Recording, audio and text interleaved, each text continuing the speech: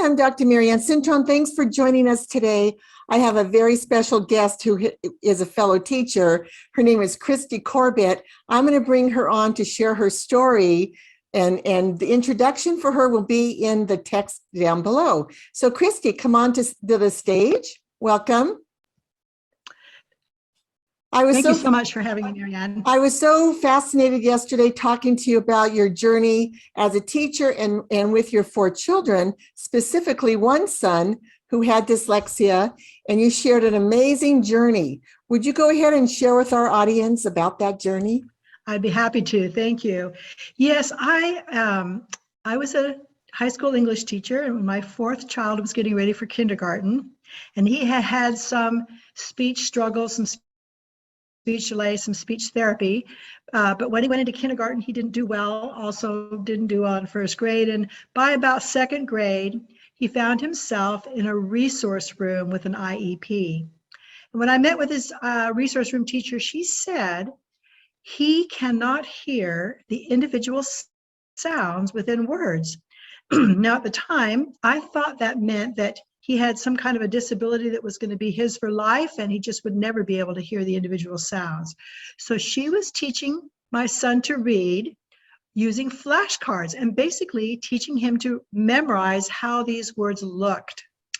Well, there are, 500,000 words in the English language. As you can imagine, he did not do well. And so every year I went faithfully to the IEP meetings, but by 7th grade, he was still decoding at about a 1st or 2nd grade level. Amazing. So I pulled him out and I took him to a private speech and language pathologist. She did some testing, and her diagnosis was that he had a central auditory processing deficit. And she said to me, he cannot hear the individual sounds within words. And I said to her, wow, is there a fix for that? And she said, yes, there's a program manual from the company. And I gave that manual to a reading specialist. And within a year, I'm not sure how many months, but within a year, he was now decoding at grade level. So he needed some extra tutoring, of course, because he lost a lot of content through the years, but he was able to graduate from high school. He went on to a 2-year junior college and then on to a 4-year university. He got a degree. He now has a job and a family, and he's an avid reader. He loves to read. He's always reading, especially history. He really enjoys. So I am so grateful that he got the help he needed. It would have been a different story without that help. That's right. And there are many reading programs out there, and we all need to work together to help these kids read. In my opinion, there's far too many kids who are illiterate, and many programs that just, are so competitive. And I also have step-by-step reading, and I use Ortongillingham, and we have plenty of children to help and all work together. And I'm so glad you stepped up and advocated for your son. Yeah. Would you talk a little bit about what this was doing to his self-esteem when he was in school and couldn't read, and how his self-esteem flipped when he was in middle school? Well, yes. Children don't understand why this is happening to them. I'm sure they look around the classroom and see it looks like everybody else is doing okay but them. And I'm sure they must think, wow, what's wrong with me?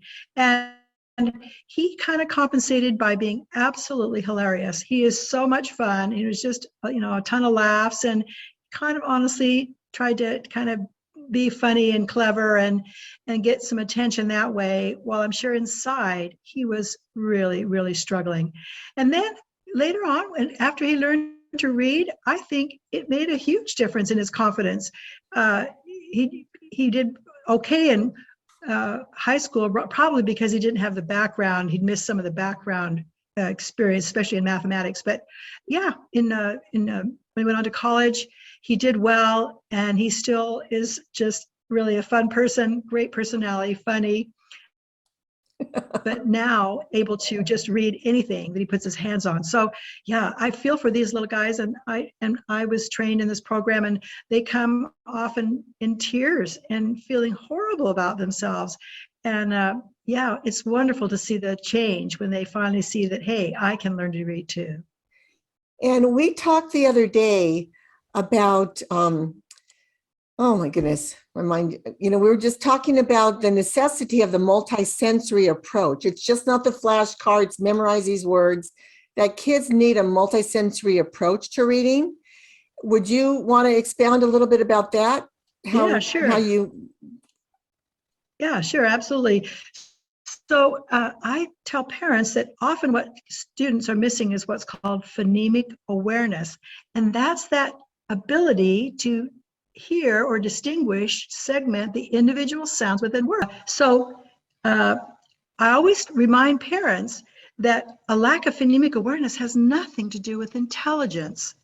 It really doesn't. These kids are sharp, they're bright. It's more to me like not being able to carry a tune.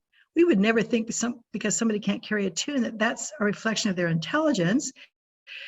Well, you can learn to carry a tune and you can learn to develop phonemic awareness. And it's a little bit the same way, very direct, intensive instruction, but this can be developed. And in fact, it must be developed in order for a student to be able to use decoding and really learn how to become a fluent reader.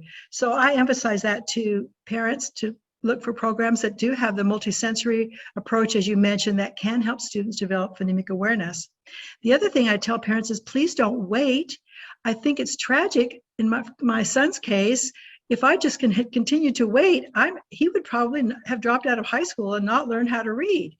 I think the schools have great intentions, but their resources are thin, and they oftentimes are just simply not trained in these special programs that the students so need. So I encourage parents not to wait. As soon as you see that your child is not doing well, if they're not doing well by the end of first grade, definitely you want to reach out perhaps and get a special program, special tutor to work with your child. And you did start, you started when he was young. You started when he was first and second grade, but you didn't get that help until middle school. And you're the one that pursued it, and you're the one that helped him. Right. And of course, I wish I'd done it so much sooner, but I had never had this issue in my life before. My other children didn't seem to have this issue. So yeah, so I just trusted. And I think the school met well. We had IEPs, but they just weren't able to deliver. They just don't think they have the training and the time and resources to make it happen. And so I encourage parents to get outside testing. Parents need to realize that the schools are not equipping all their teachers. And even if they send them to a week or 2 weeks, that's not enough because they need that hands-on practice. And there's so much to learn. Yeah. There's many things going on with a multisensory approach to reading. Yeah. And getting the child assessed is so important. If they wait for the school to do it, they could be losing months at a time. Oh, it's really true. We offer screening for dyslexia. We talked the other day about your son. You said now he knows how to read and he loves it. Yeah. So people always ask, does dyslexia go away? And my answer to the parents is it has gone away. The woman who trained me in my Ortongillingham said that it only seemed to come back when she was tired, overloaded, but it went away for her. And she was a fellow for Ortongillingham. Tell me what your feelings are. Does it go away? Does it not go away? Your experience? Well, it's hard to say. I think spelling is often always going to be quite a bit of a challenge for students who have had dyslexia, maybe more so than other students. But you know what? Once they learn the basics, they develop the phonemic awareness and they learn the basics and they practice, I feel like they can just read and have a basically normal life, graduate from college, become brain surgeons. I mean, their potential is just really not impacted anymore. Even though things may be a little bit of a struggle in their life, reading is not going to be the impact that it would have been if they hadn't, That's right, received the help. So parents need to know, if the kids, the 4 areas where students with dyslexia grow into being entrepreneurs and the theater and the arts, engineers and architecture. But if they want to go into medicine, and I have an interview with Tank Thayer, who is a surgeon, he was dyslexic. He shares his journey, but they can be surgeons, engineers, teachers, and they need those accommodations in college so that they can graduate successfully. Yeah, there's fabulous help out there, and kids can do it. They aren't doomed. In fact, they can overcome it, and we need to help them as early as possible to overcome it, and so they can just move forward as regular readers. It's really wonderful that we have the help available now.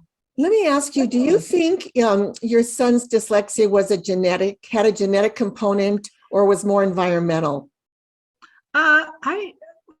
Yes, I think it did have a genetic component. And I'm looking at my grandchildren. I have 4 children. I'm looking at my grandchildren now, and several of them have struggled with the same issues. And they've all gotten the help, and they're all readers. So yeah, it tends to run in families. And often I'll have students that I work with where the parent will say, you know, I think I'm dyslexic, or maybe the other parent is dyslexic. Yes. So yes, it tends to run in families. And you notice that in your, because you're not dyslexic, right? I don't think so. No, I did struggle.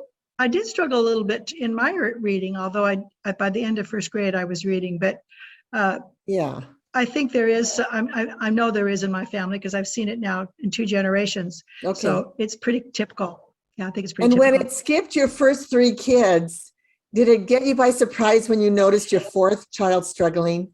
I think so. I didn't understand, you know, you as parents, you think, you know, what, you kind of a little bit in denial. And that's what I was, kept thinking, oh, it'll get better. And I say this to parents, don't wait, you know, in his case, it didn't get better.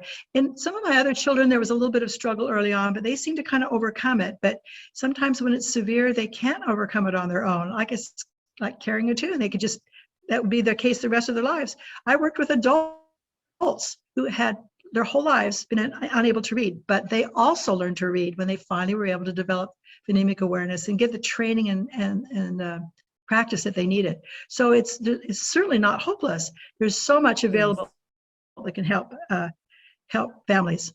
That's right. I'm going to go ahead and end this interview, because I just want parents to be encouraged to know that you need to advocate early. I have a lot of training videos on my YouTube that give you little snippets of how to help your child at home. And for those who don't know what decoding is, that is reading, the ability to read. Encoding is the ability to write. And so the more kids can read and understand what they're reading, then they're going to be successful spellers. But they need to be reading first. And I want to thank you, Christy, for your time with us. It was very pleasant and enjoyable. And I want people to know that my curriculum is available, and the link will be in this text information below as well. You can find me at syntronDyslexiaHelp.com, or go to dyslexia-solutions.com. So thanks for being here. And Christy, I want to thank you again for being here as well. It was my pleasure. Thanks for having me on. Bye-bye now.